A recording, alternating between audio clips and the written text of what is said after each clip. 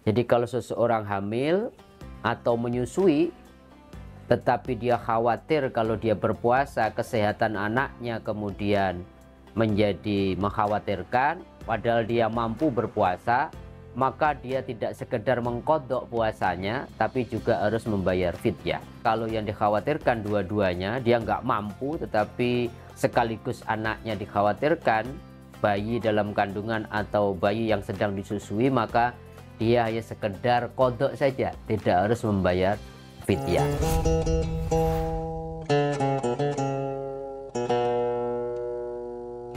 Assalamualaikum warahmatullahi wabarakatuh. Sahabat-sahabatku pemirsa channel Tauhid Cinta, bagaimana kondisi perjalanan rohani puasa Anda di bulan Ramadan ini? Mudah-mudahan semakin hari puasa Ramadannya semakin sempurna dan semakin baik tentunya di mata Allah Subhanahu wa Ta'ala. Pada kesempatan kali ini kita akan membincangkan tentang siapa saja beberapa golongan atau kondisi yang menyebabkan boleh tidaknya orang tidak berpuasa. Karena kita tahu puasa Ramadan adalah kewajiban fardu ain, ya, kewajiban individu yang sesungguhnya tidak bisa diwakilkan.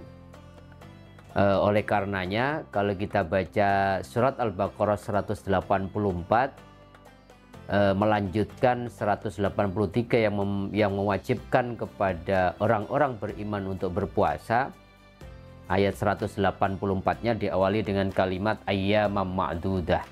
Jadi puasa itu ditentukan waktunya, yaitu 1 bulan penuh. Kemudian Allah mengatakan faman kana maridon aw ala safarin fa'iddatun min ayyamin ukhar.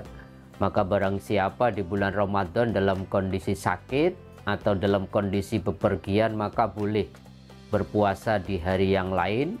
Wa 'alal ladzina yutiqunahu fidyatun ta'amu miskin. Dan barang siapa yang tidak kuat, punya masyaqqah, punya masalah secara syar'i, kemudian dia tidak bisa menjalankan ibadah puasa, maka wajib menggantinya dengan membayar fidyah, memberikan makan kepada orang fakir atau orang miskin. Faman tatawwa'a khairan fahuwa khairul lah.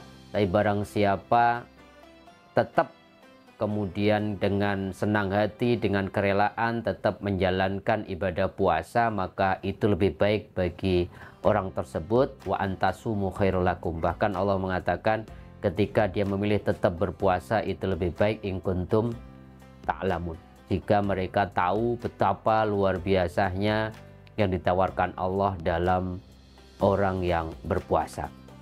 Oleh karenanya para ulama kalau kita bicara tentang fikih puasa, membagi orang boleh tidak berpuasa itu dalam 4 kategori, yaitu aqsamul iftar arba'atun. Jadi seseorang boleh iftar, tidak berpuasa itu dalam 4 kategori dan kondisi. Yang pertama adalah ma yalzamu minhu al-qada wal fidyah. Seseorang yang tidak berpuasa tetapi wajib bagi orang tersebut qada, yaitu mengganti puasanya di lain hari sekaligus membayar fidyah. Pertama siapa? Yaitu orang yang pertama ibu hamil, sekaligus yang kedua ibu yang menyusui, tetapi mereka tidak berpuasa itu karena khawatir kesehatan anaknya, walaupun dia sendiri sadar sebenarnya dia mampu untuk berpuasa. Jadi kalau seseorang hamil atau menyusui tetapi dia khawatir kalau dia berpuasa kesehatan anaknya kemudian menjadi mengkhawatirkan, padahal dia mampu berpuasa, maka dia tidak sekedar mengkodok puasanya, tapi juga harus membayar fidyah.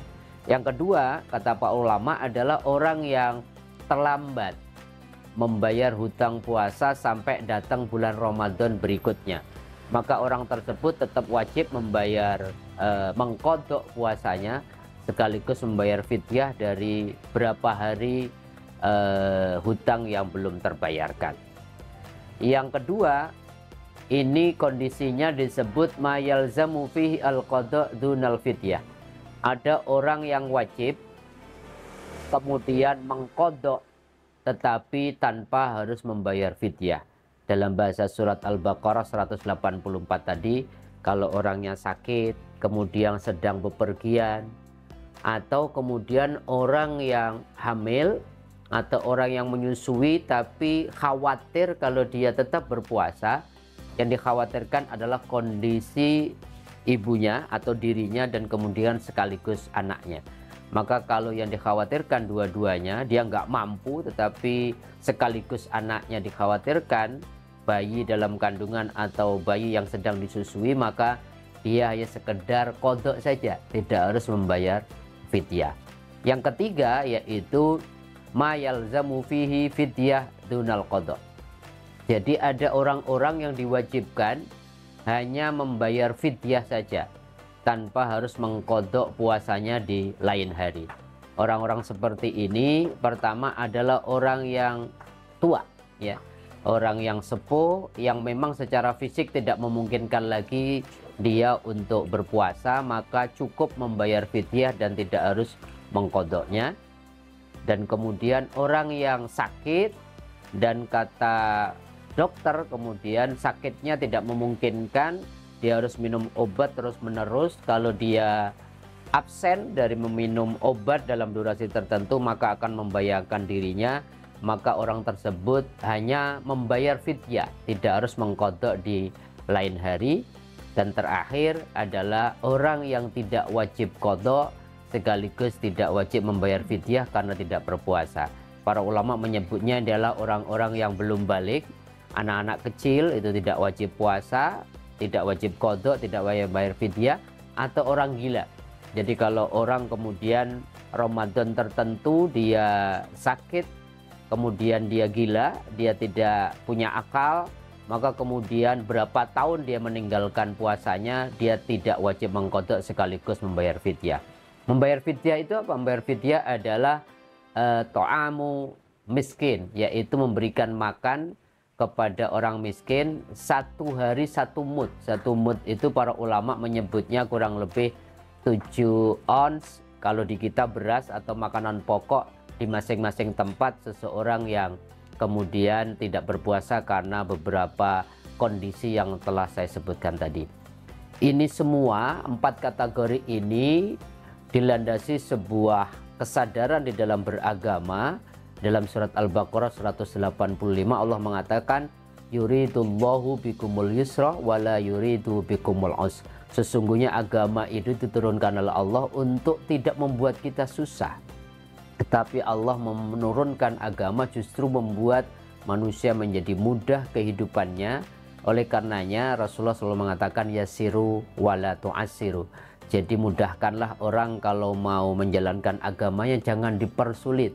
Sehingga kemudian orang tidak menjadikan agama sebagai sebuah beban, tetapi agama malah menjadi sebuah jalan untuk seseorang mendapatkan rasa damai, kebahagiaan. Sehingga di dalam Islam selalu ada istisna, selalu ada pengecualian, selalu ada rukhsah, selalu ada keringanan-keringanan dalam menjalankan agama.